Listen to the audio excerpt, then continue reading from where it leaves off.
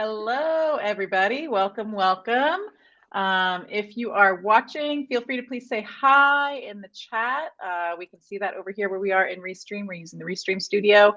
I'm here with Joe Casabona today, and we'll jump right into things after I do a quick intro. So I'm Emily from GoWP, and today we are live with Joe Casabona, our GoWP expert on automation and podcasting. If you've been to one of his sessions before, you know that he is a veritable expert when it comes to podcasting and automation. Today, we're talking more on the podcasting side, but he is the founder of Podcast Liftoff. What other things, Joe? You've got a few. I've tried to consolidate lately, so Yeah. like podcast liftoff / podcast workflows, All which right, is there the we go. And newsletter. podcast Yeah, so workflows, we really got into last month in your session. That yeah. was really fantastic. So we'll share some links. Um, Really quick, I just want to say a couple words about GoWP in case anyone watching isn't fully familiar with us. So at GoWP, we say that we create happiness for digital agency owners and help them to become more profitable. So whether you're looking to grow your team with a developer, a copywriter, a designer, or a virtual assistant, or you're interested in outsourcing services like maintenance and content edits so that you can focus on growth and get yourself out of the weeds, we've got you covered. We have a network of pre-vetted and qualified developers, designers, copywriters, virtual assistants, everything I just said. We vet them, we recruit them, and we match them with you based on your needs. We've also built the digital agency owners community on Facebook, and it's an active community of more than 2,200 agency owners where we hold regular group calls, webinars like this, all kinds of things. Great conversation, and we'd love to have you there if you're not already a member. And if you have any questions about partnering with GoWP and how we can help your agency, feel free to reach out. You can reach out in the chat, in the Facebook group, on our website, gowp.com. We're here to help. And I will pass it over to Joe now because I have a little bit of construction going on in the house. So before it gets too noisy on my end, I'm going to go ahead and mute myself and let Joe introduce himself and what we're talking about today. I'm really excited about this topic. Thanks, Emily, and I want to thank everybody who's tuning in live, watching us instead of the Apple event. I don't know how many of you watch the Apple event, but they always announce it after I have something on my calendar for that exact time slot. So, but you will have my full and undivided attention because I don't need to spend more money, and I already know I'm getting the new iPhone. So, here we go. I don't actually have slides. I have a few blog posts that I'll pull from for this, but I want to first talk about why you should do podcast guesting, and then talk about the ways to make your podcast guest appearance uh, successful, right? Because I think that, to get a little bit ahead of myself already, I think that a lot of people go on podcasts and just kind of talk. They don't really have a strategy in place. They don't have their talking points. And because of that, at the end of the episode, the listener doesn't know exactly what to do. And you want them to take a very clear action. Usually, if when you're borrowing audiences, you want to capture those audiences somehow. And so, you know, book authors are generally pretty adept. That's the right word. I think they are good at uh, interviews in general because they have one directive: promote the book, get people to buy the book. The same thing when you see actors and actresses do press junkets, right? They are, or interviews on late night shows, none of which we're seeing right now because of the strike, but they have one directive, right? Promote the movie, get people to see the movie on opening weekend. It's a little less clear for solopreneurs, business owners, agency owners who are not necessarily trying to promote one thing. They're just trying to get people out there. So let's talk. Oh, Sarah, thanks for being in the chat. We'll definitely talk about where to find podcasts to guest on. This is one of the things I love talking about. I touched on it a bit, the techniques, if you were at my, I think I talked about podcast swaps here, but if not, I'm going to cover very similar things, like 5 places to find um, podcasts to go on, and I'll give you some advice for a pitch as well, because I think this is something that's really important to me. So you know what, I am just going to well, actually no, I'm going to talk a little bit more because I want, if I don't if I haven't convinced you to go on podcasts, then here's why, right? Podcasts are some of the best ways to get people to know, like, and trust you. The audiences for podcasts really trust the host, and it's a little bit of an intimate setting, right? Most people are listening with headphones. Maybe they're doing something else, but you're the only person in their ear at that point. And so if you're trying to win trust, then it's a little bit more personal and personable than maybe a blog post, right? You can definitely make your personality shine through in a blog post, especially a guest post. But when you go on a podcast, right, you are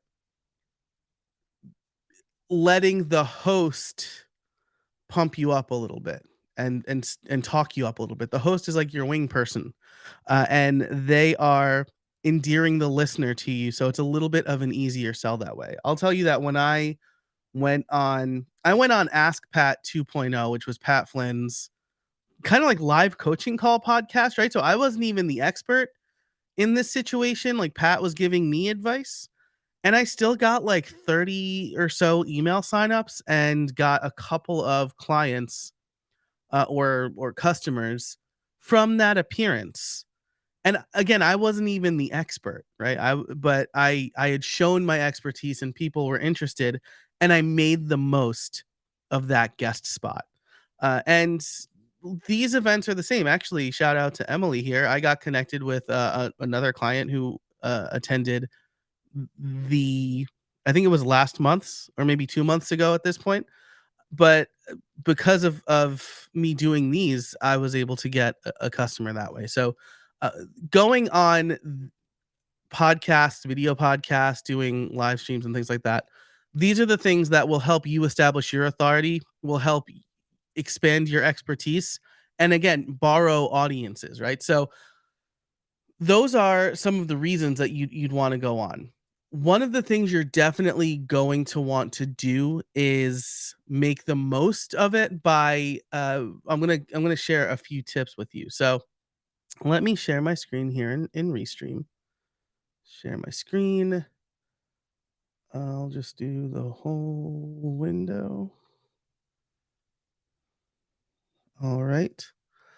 Cool. So great. So I have a few resources here on making the most of your um, guest spot, right? So I'm going to give you some pieces of advice here.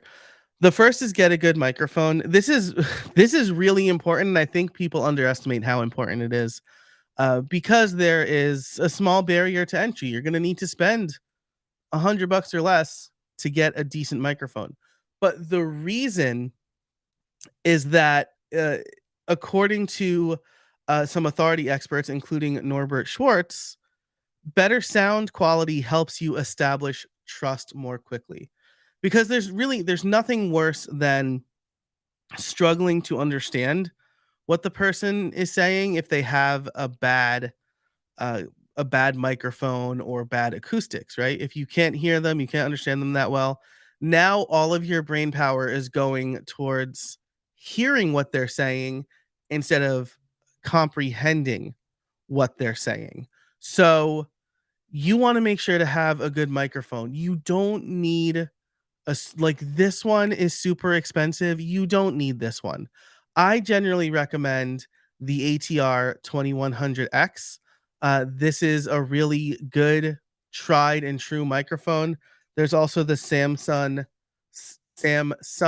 not Samsung, Q2U. This is another, and this looks like it's currently on sale. I've never seen it for more than like $80, but it's currently on sale for $69, well, $70. And again, this is really good, tried and true, affordable microphone. Number two is get headphones.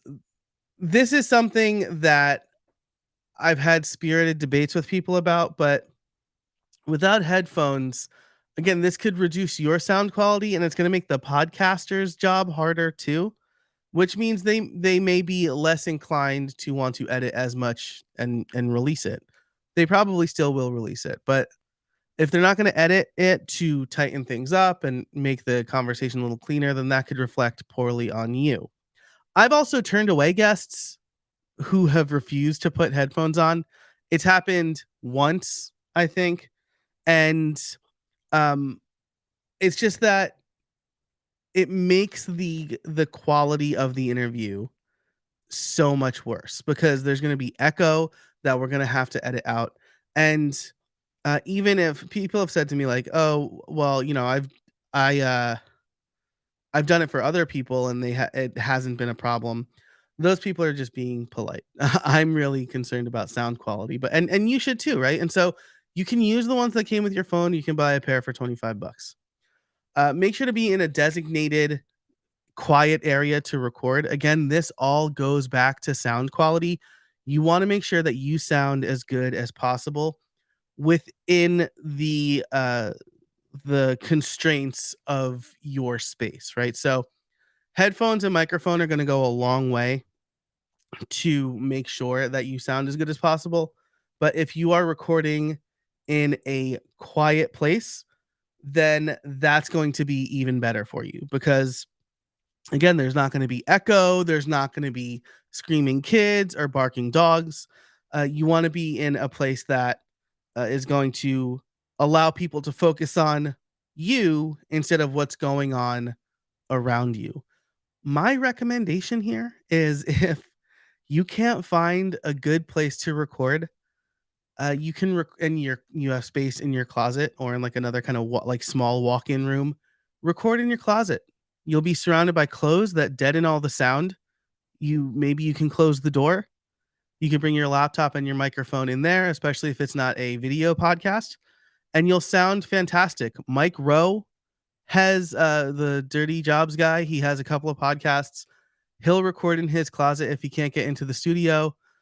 Ezra Klein and oh, who does This American Life? I can't. Ira Glass. Ira Glass, who has one of the most recognizable podcasts on the planet, has recorded from his closet when he's needed to. So I'm not saying you always need to, but I will say that you wanna designate a quiet place to record because again, this is all so that people can give their full attention to you and what you're saying instead of, oh, what's that noise? Like I listen to I listen to a podcast where someone's in New York City and like the desk is right against the window and you can hear all the traffic and it's really distracting. I'll hear people yelling or cars driving by or horns. Do you believe that people beep their horns in New York City?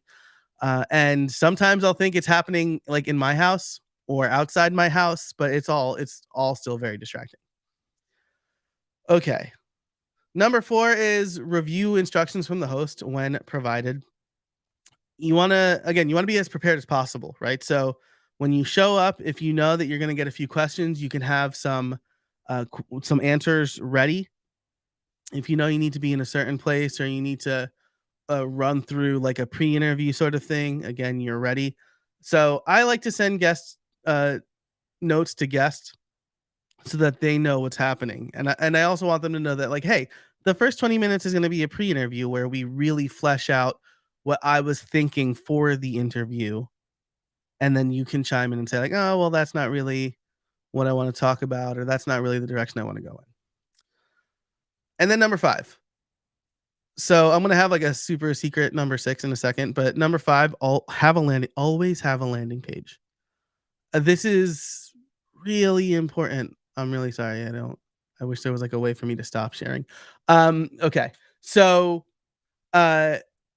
having a landing page is super important because you want to give the listeners a clear call to action. Podcasters have this problem too. They just give a bunch of calls to, hey, join our mailing list and give us a review on Apple Podcasts and share with a friend and say hello on Twitter/X.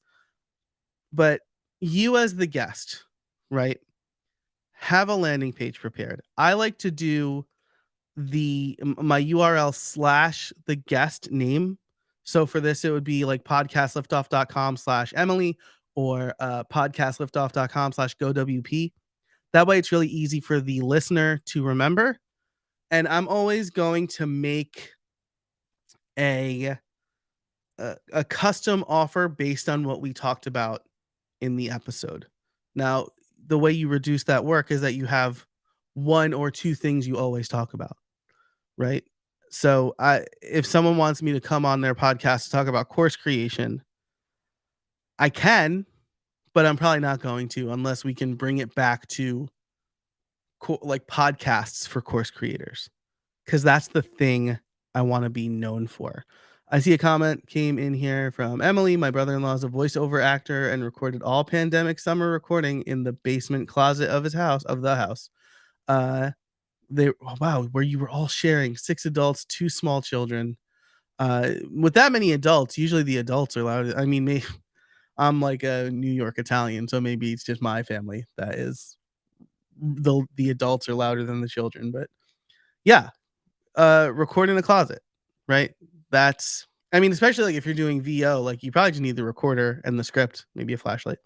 But the idea is you want to reduce external sounds as best as possible. So stuffed it with blankets. Yeah, blankets are great. When my first daughter was born, my first child and my first daughter, when she was born, I took the month I had for paternity leave to record a course, and I got a big comforter that I just put over my whole desk to record, and it worked, right? Crying baby in a 3-bedroom, 2-bedroom apartment where one of the bedrooms was my office, and it worked like gangbusters. You can't hear her crying. I tried to pick the right times, but with babies, you can't always pick the right times. So yeah, blankets totally work too, right? If you have blankets, put one over your head and your microphone, make sure the camera can still see you, and you'll be good to go. Okay, but the landing page. Let me show you. Um, this is going to require me to know one of the landing pages that I've created for someone recently. Podcastliftoff.com/freebie. Also going to turn do not disturb mode on so that notifications don't come up. Cool. Okay, so I'll share this one with you.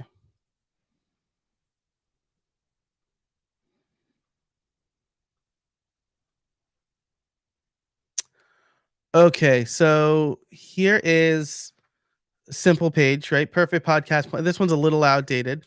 Um, I guess I could probably do Pat, right? Since that's the one I mentioned. Yeah, so there we go. It's basically the same page actually, but you can see welcome Ask Pat 2.0 listeners at the top. Thanks so much for visiting. As promised, here are your freebies. So I'll usually mention a freebie on the show, write it down really quick, and then make the page after the recording, because I want this to be tailored to the things we talk about, right? So on Pat Flynn's podcast, I talked about how I do podcast planning and podcast workflows, and I have these templates. And he gave me some ideas for the templates, and I said, you know what? Your listeners will be among the first people who can get these templates if you go to podcastliftoff.com/Pat. And so then I have some more information here, my podcast, social media, some testimonials, and a little bit about what I do. Right now, people are already probably familiar with you, so you could probably tighten this up and just make it the one box. That's what I'll be doing for the next 3 or 4 that I need to make. But having a landing page like this that is clear with a clear call to action will help you leverage that audience a little bit more. So those are the 5 tips. There's one more tip. This blog post is really, I'll share all of these in the chat so that you can, if you go to podcastliftoff.com and search guest, these will all come up. But you want to make the most of your podcast spot. And so this is like the super secret 6th tip. You really want to know what you're going to talk about. So there's a few things that you want to do here. I actually don't include the first tip I'm going to mention, which is you want to have a couple of stories ready to go. Usually the first question that a host will ask, even though I've been saying for years that you should not, is tell us who you are and what you do. if you just give your bio, that's going to be real boring and it's not going to hook the listener. Like you could lose the listener at that point. So what you want to do is tell a story, right? So again, I was on a podcast recently. They asked me, who am I? Right? Tell us a little bit about what you do. And I said, let me start with a story. And I talked about how I'm a solopreneur and my wife is a nurse. And after our first was born, we had a babysitter for a while, but she quit, and so I had to watch my daughter on the days that my wife worked because she wasn't in daycare yet. And work started to slip and I started to get overwhelmed, and so I decided to start automating some things, and that was pretty good. And then the pandemic hit. And now everything was closed. And I still had to watch my daughter, and my wife still had to go to work because she was a nurse. Oh, and she was pregnant with our second kid. And so halfway through the first year of the pandemic, I now have 2 small children I'm trying to watch at home while working part-time. And I kind of had a little bit of a mental breakdown. You know, I had a panic attack, and I realized that I really had to start taking things off my plate. So already at this point, maybe I've been talking for a little while now, but maybe you're hooked on that story and you want to know how it's going to end. But that story opening up is way better than, oh yeah, well, I'm a computer scientist turned podcaster and I'm really good at automating stuff. So I just help podcasters automate. That's super boring, right? Oh my gosh, he had a panic attack with 2 small kids in the house. What happened? How did he fix that? How is he where he is now? Right? So you start to open those curiosity loops. So you should have 3 to 4 stories, an origin story, and then 2 or 3 other stories to help drive home your points. And again, when you're pitching yourself on these podcasts, you want to make sure that you are pitching a topic that is good for the listener and good for you to talk about. Don't just say, I'll talk about whatever, because you want to be known for one thing, right? I just interviewed a guy named Steve Woodruff. He's called his interview comes out in a couple of weeks. He's called the Clarity King. And he said, you don't even want an elevator pitch these days. He said, you want what's called a memory dart. What is one sentence that tells people exactly what you do? And so when you're working on pitching podcasts or going on podcasts, that's what you want to keep in mind. And this is it's kind of the story of niching down, right? Well, if I only talk about one thing, doesn't that limit the number of podcasts I'm going to go on? Yeah, it sure does. But it's going to put you in front of the right audiences, right? I know that I've told this story on the GoWP Expert series before, but Friends in their first season did crossover episodes with Mad About You and ER. And after that, then their Nielsen ratings went up 20%, right? And the number of viewers went up 20 to 25%. And it's because they did crossover episodes with Mad About You, which was another sitcom on NBC about young 20 to 30 somethings in the city trying to make it, right? And ER was also about young doctors, 20 somethings trying to make it in a different big city, balancing work with personal life and love life. So there was a lot of crossover there. If Friends had done a crossover episode with the War Room with Wolf Blitzer, it wouldn't work. People aren't interested, right? Or the people watching the War Room, I think that's what it was called, right? People watching the news story in the middle of the afternoon, they're not interested in a sitcom. At least at that moment, they're not. And so you're going to have less crossover there, right? This is why they advertise similar movies in the previews for the movies you're seeing. You're not going to see a preview for Saw 17 right before The Little Mermaid. You're just not. There's no crossover audience there. Unless you're real mean, right? Unless the movie owner is really mean. They want to scare little children. So you want to be known for one thing, is my point. So have 3 to 4 stories ready to tell, right? Doesn't matter if they're rehearsed. These are people who are probably going to hear them for the first time. You also want to have 1 to 2 takeaways, right? You want people leaving that interview with a quick win. And so again, when I go on shows and I talk about automation, I don't tell them about the 13-step automation I have to book guests. I tell them the 2-step version of that, or maybe the 3-step version of that. Use Calendly, connect it to Trello. Easy. Oh, I could do that. That's 2 steps. By the way, if you want that Zapier template for free, head on over to podcastliftoff.com/whoever. And you can get it for free. Just put in your email address and you'll get my automation templates. That's among them. So you want to have a couple of quick wins, right?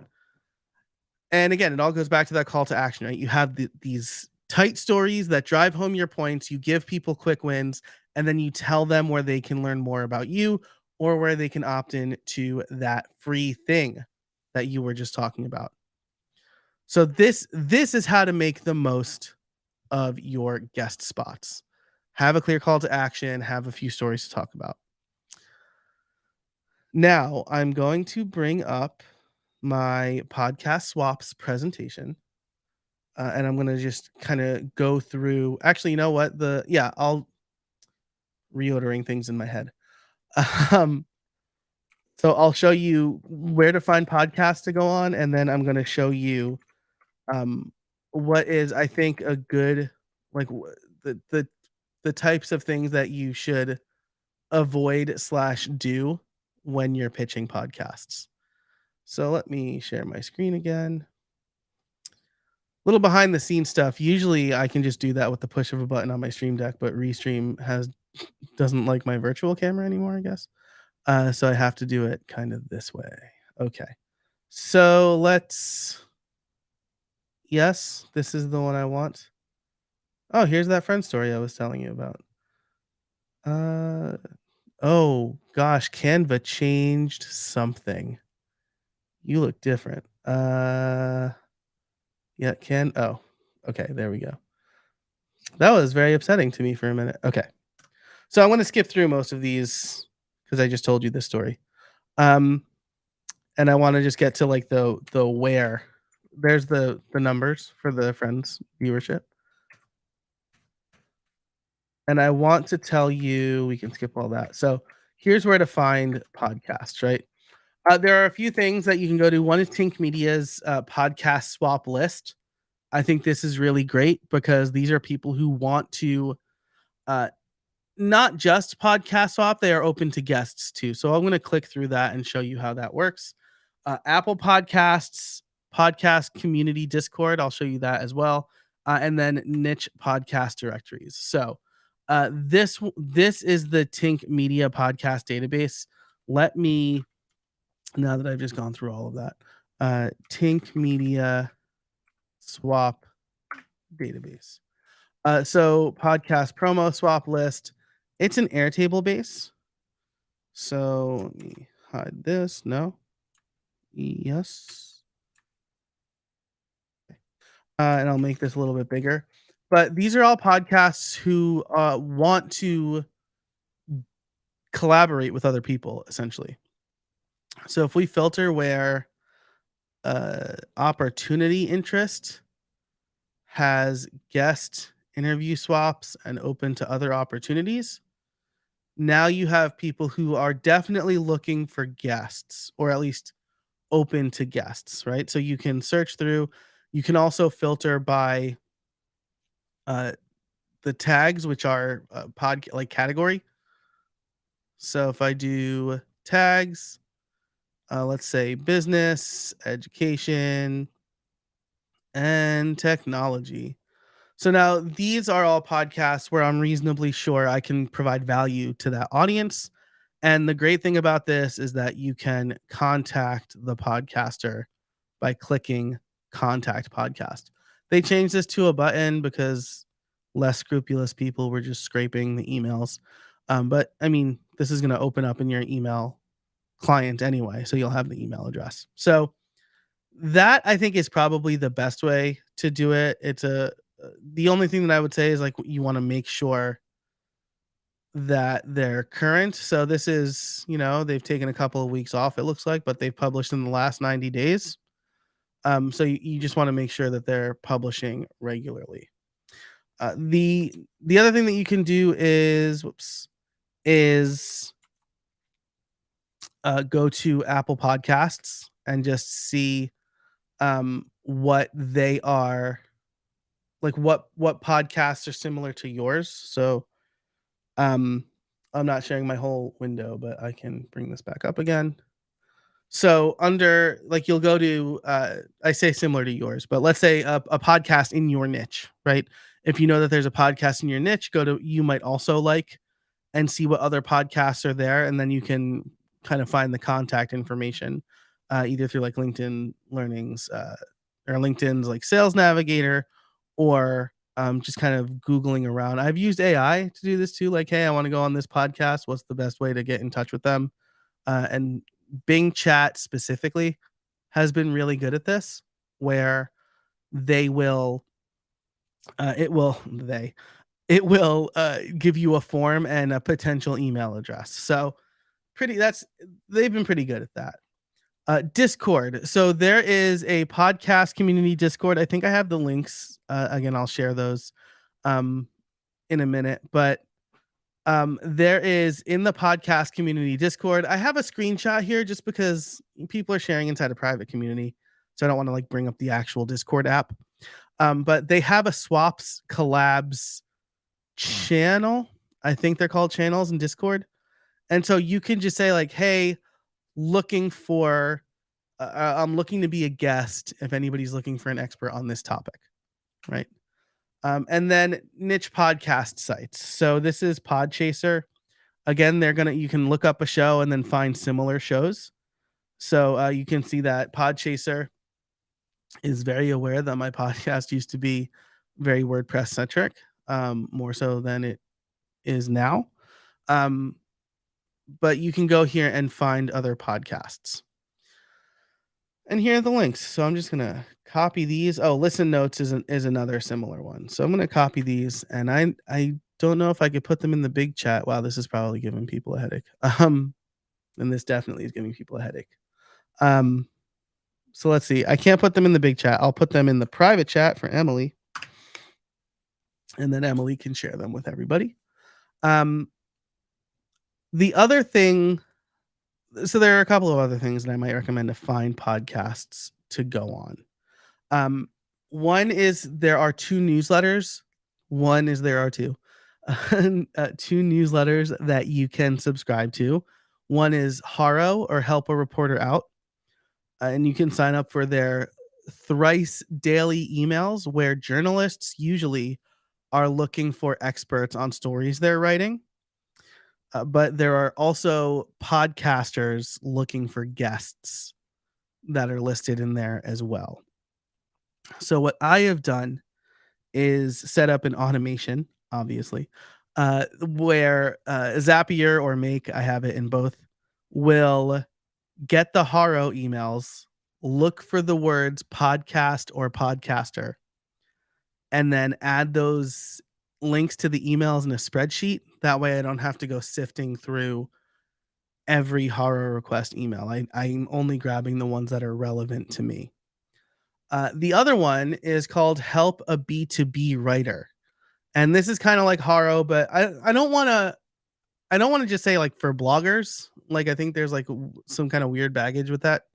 But it's definitely more for like long form content writers, less journalist and more like what you might find on my blog or the GoWP blog, right? So that's Help a B2B Writer. I can find, Emily's got it.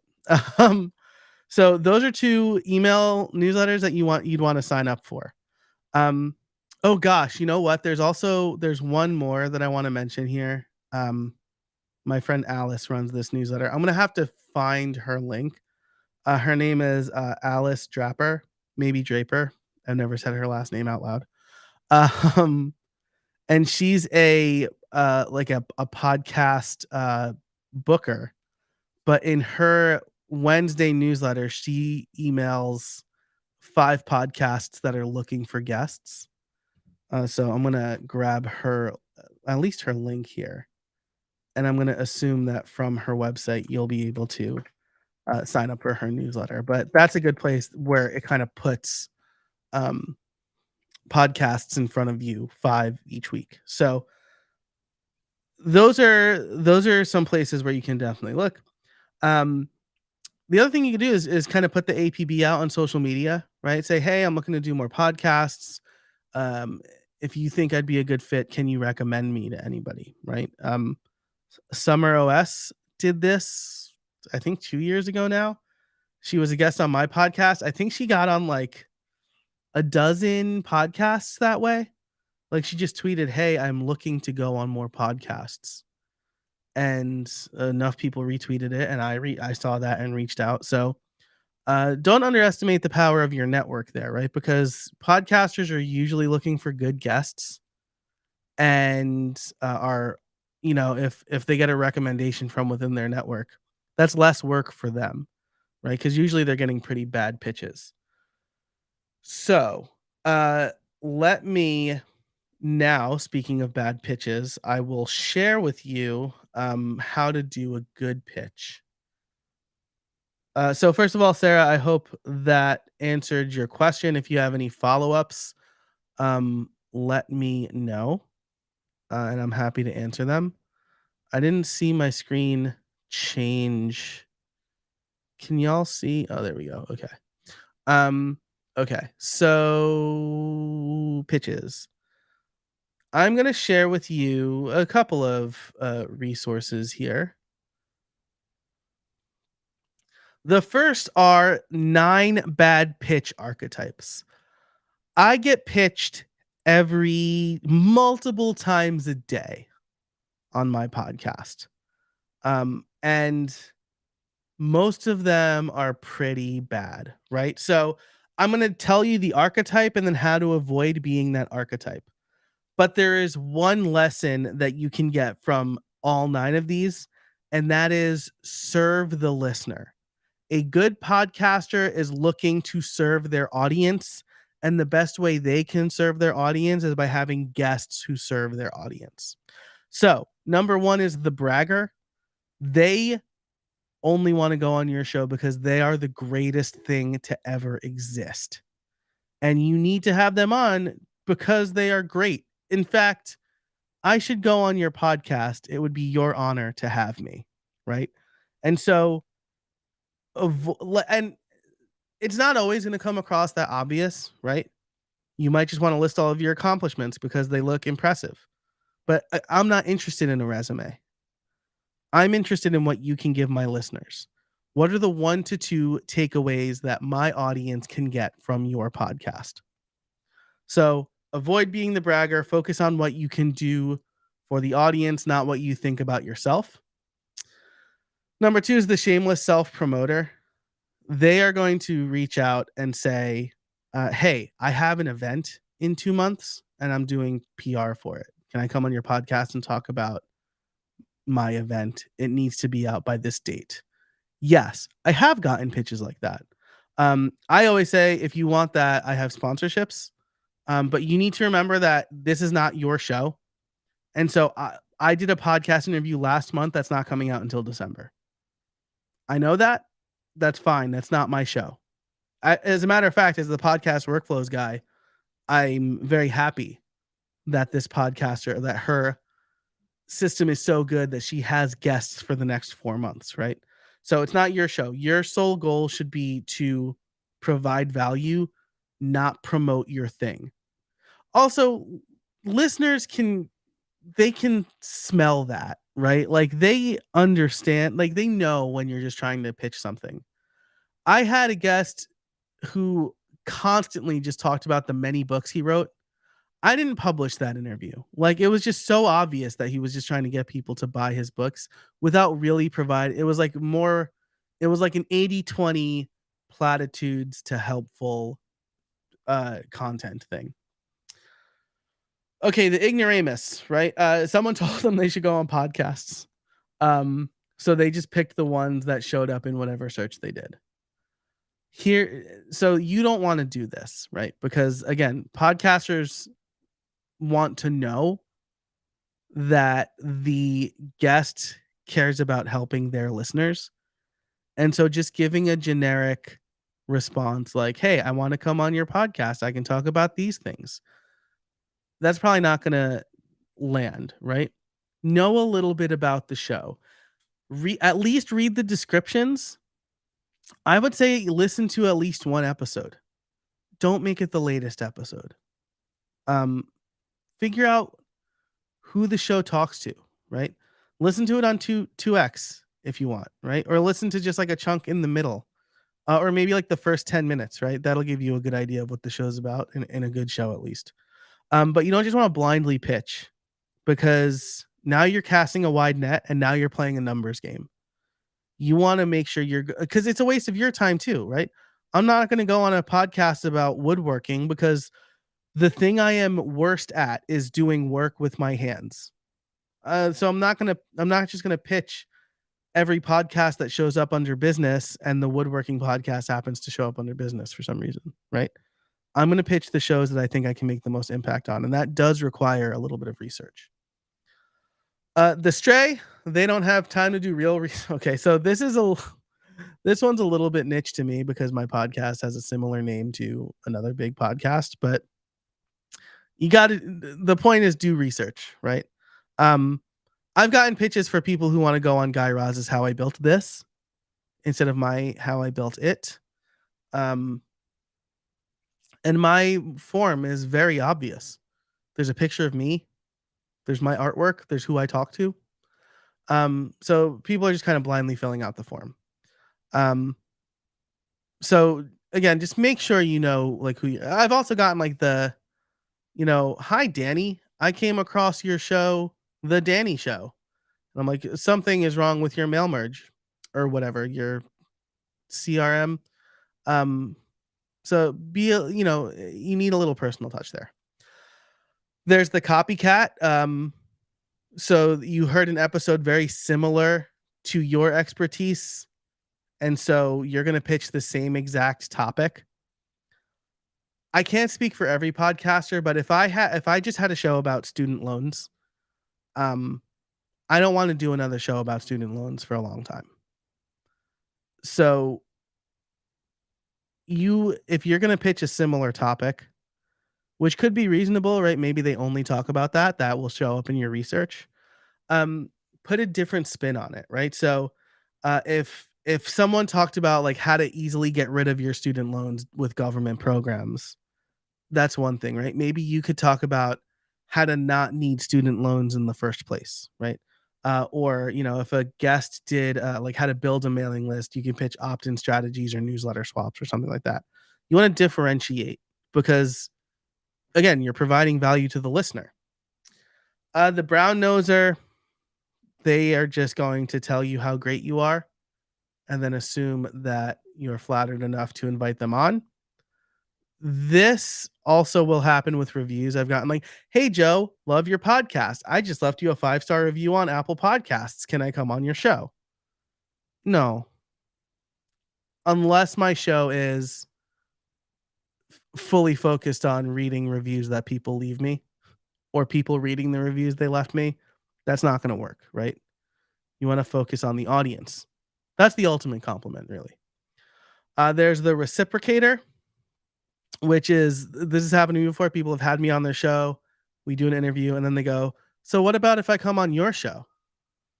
Well, now you've kind of blindsided me, right? And this might not be a problem if you don't have a podcast, but this is something to look out for. If you're going to pitch yourself to go on other people's podcasts and you want to do a podcast swap, be upfront about it. The buddy, this is friends who are like, "Hey, can I go on your podcast?" If you're my friend, then you're gonna like try to. I would say don't put your friend in a tough spot there, right? Say, "Hey, do you think I'd be a good guest on your podcast?" Or like wait for the invite. There's a couple of people whose podcasts I really want to go on.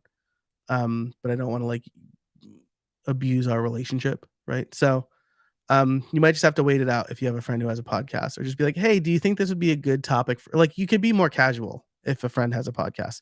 Hey, do you think this would be a good topic for your audience? I'm trying to go on more podcasts, right? Just be upfront. And then the paid promoter, you are not a paid promoter. So you can ignore that one. But okay, remember, it's about the listener. Do some research and don't just make a generic pitch. So with that, I am going to show you a good pitch and how you want to do it, right? Because you want to establish trust, you want to be intentional, and you want to make sure you know what the show is about. You want to help the host, right? So, these are the things that I look to see if I say they actually listen. I don't actually know. I have transcripts. They could read the transcript. I want to make sure they know what the show is about, though. So here's good versus bad pitch. I've changed the details, but these are almost verbatim pitches I've gotten. Bad pitch. Jim Grandstand is the CEO of Fastball Inc. He graduated top of his class from the University of Albany and holds 3 patents for his technology innovations. Fastball Inc. is the #1 company improving pitching technology and taking it to the next level, based in Santa Clarita. I guess that show was big when I wrote this example. California, the team lives and breathes baseball. Would you like to have Jim on as a guest to talk about his innovative background and passion for baseball? I don't know. Not really. My show's not about baseball or whatever. You haven't told me what Jim can do for my audience. And so I actually responded to this when I was like, "Hey, why'd you pick the show I was on?" And they just said like, "Oh, well, Jim is great." Okay. That's terrible. And again, this happens a lot, right? So like if your pitch is even remotely good, it's going to stand out. Much like this has happened long enough ago that I think I can tell you it was my friend Jackie Schiff, who had the good pitch. And she pitched Lexi Grant, and that was a great interview. But I've recently discovered your podcast and become a big fan. Your interviews. She specifically cited one that I did with Stephanie Wells, and like specifically mentioned the transition from nurse to developer. That was like my favorite part because my wife is a nurse and I was a developer. And so, Stephanie and I talked a lot about that. I think a guest that can add similar value is Abby Wright. Then she talks about Abby and her journey. This is more when I was telling founder stories. But so she talks a little bit about Abby, provides a link to another interview that she did. And then if you have any questions, right? Demonstrates that she listens to the show, knows the topics I like to cover, recommended a guest that could cover those topics. So if you are looking to pitch, I would do a couple of things. First is position, like pick your positioning. What's the one thing you want to know about or you want to be known about? When you pitch, hey Allison, a bunch of people showing up in the comments. Hey Allison, hey unnamed Facebook user. I'm not logged in. It just shows up as that in Restream. Sorry. But pick a one topic you want to be known for, and then maybe like pick 2 or 3 subjects in that topic. Like, so for me, I help people save 12 hours a week with their podcast process. One topic might be podcast automation, right? You're literally saving the time there. One might be monetization. The idea being, if I can teach you how to make money with your podcast, you can reinvest that money into a VA or some better tools. And the third topic might be podcast growth. Again, the idea being you want to grow your show, get in front of more people, and then you could start making money and putting systems in place, right? And so those 3 topics, I talk about automation. Here's the dirty secret, right? I talk about automation in all of those things. And then when I pitch to people, I say, hey, it looks like you have a lot of solopreneur parents who are trying to grow their business. One of the best ways that they can establish their authority and grow their business is through podcasting. I would love to teach your audience the best way for them to efficiently launch a podcast to help them establish their authority. Then I tell them why I'm credentialed to do that. If you have any questions, I'd be happy to answer them. Or if you think there's a better topic more suited for your audience, I'm open to that as well. But that starts the conversation. So I understand your audience. Here's how I believe I can help them. I'm happy to answer any questions you have. That's going to be a lot better than the generic pitch of, hi, my name is Joe. I work in a button factory. I'd love to come on your podcast. Also, like 1,000 points to anybody who gets that reference. So that's everything that I have. I talked longer than I expected. I don't know if any other questions came in. I think I said Stephanie before. Sarah, maybe I said Sarah. I said a bunch of names all in a row before. Sarah, I hope that helped. If you have any questions, you can always reach out directly to me. I'm on Twitter and most social networks at J Casabona. And I'm happy to and LinkedIn. I'm really active on LinkedIn.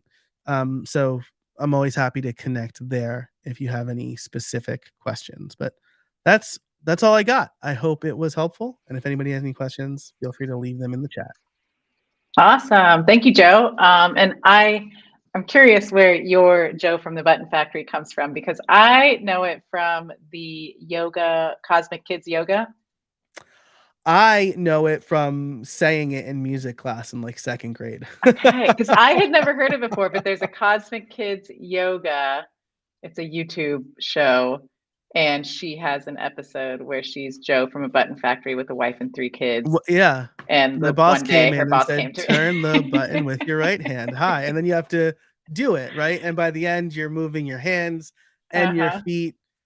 Yeah, I never knew that Yeah. I never learned it as a kid, but my kids love it, and I think it's hilarious. So that was the first time I learned the lesson. Don't just say yes to everything. yeah, yeah, right. By the time the boss comes in and he's already moving everything, he says no. Can you turn the button with? And he says no. So and then he loses it. then he just burnout. It's a quick early lesson in burnout. Burnt out. I really resonate with that now because I also have a wife and 3 kids. Yeah, right. You just need that button factory. I know, right? All right, we do have a question that came in. This is from Syed on Facebook. So just a question, hoping you could have a concise answer, if possible. How to be a great storyteller? Oh yeah, concise answer there is tough. Like if you have any success story of your own or an experience to share how to do it best. Great question. Okay, so I'm going to think of these off the top of my head because I actually haven't like formalized it in my head, but you want to open with a hook, right? So you want to hook the audience early on. It was 2018 and I was burnt out, right? Now you are setting the tone. Why was Joe burnt out in 2018? What changed from 2017?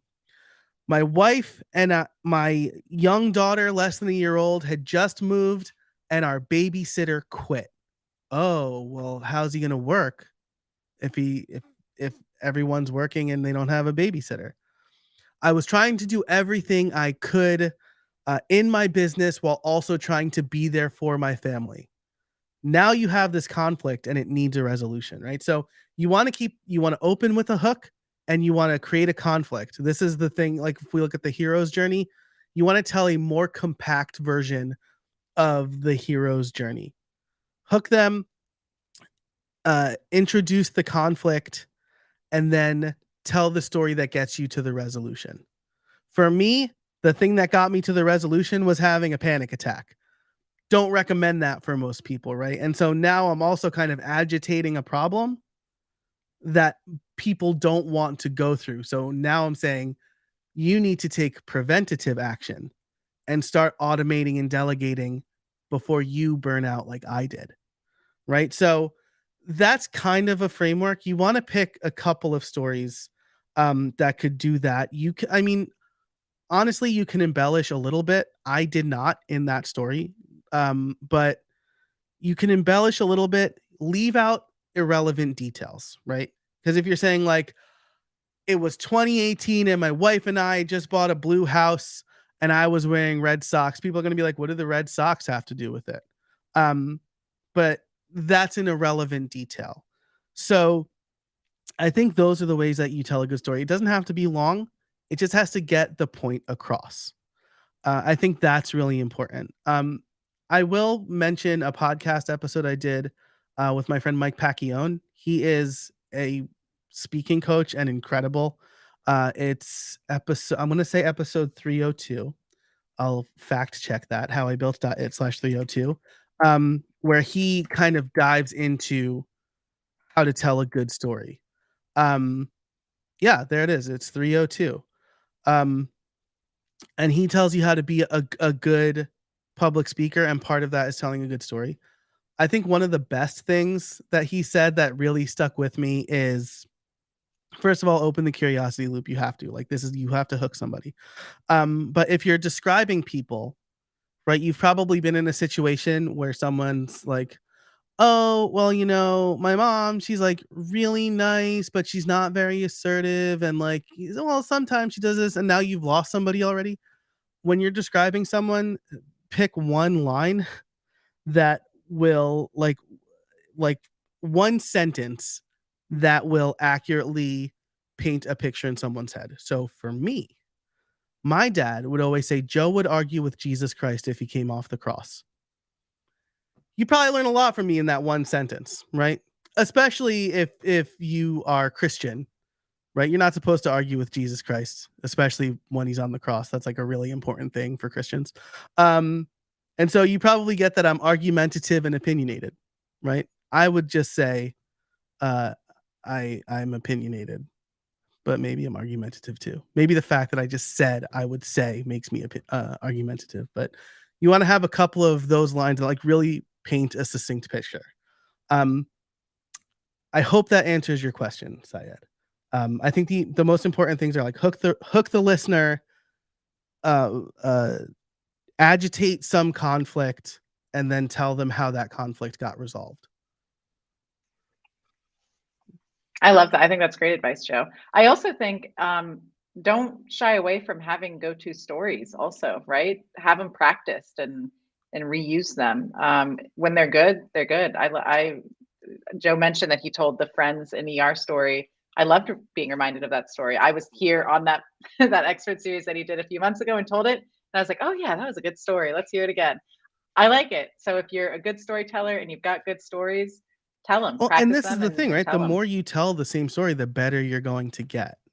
Right. So I just gave you like my storytelling framework. I'm going to like noodle on that a little bit. And the next time I tell it, it's going to be better. Right. I used to teach in the classroom at the University of Scranton. And because I didn't live in Scranton, I would teach Tuesdays and Thursdays. And I asked for back-to-back classes. So I would teach at 8 a.m., 9 a.m., and 10 a.m. The first time I was giving lectures, the 8 a.m. drew the short straw. It was the worst. I like stumbled through the material. I knew it just well enough to teach it, but it wasn't super compact. The 10 a.m. class, because I had told it twice and I got feedback from the previous classes, always got the best lecture. So the more you tell a story, the better you're going to get at it. Yeah, absolutely. Well, Joe, it is 2:00, so we'll go ahead and let you go. I want to respect your time. If you're watching this recording and you have questions, feel free to post them here on YouTube. If you're on YouTube, on Facebook, in the comments, Joe's in our Facebook group as well. You can find Joe on Twitter, J Casabona. Twitter, LinkedIn, Facebook, workflows, various internet places. I think if you Google me, I might be the first one to come up. Yeah, right. Yeah, you can find him. He's very findable. Awesome. Well, thank you so much, Joe. Thank you everyone who tuned in, and we will see you next month.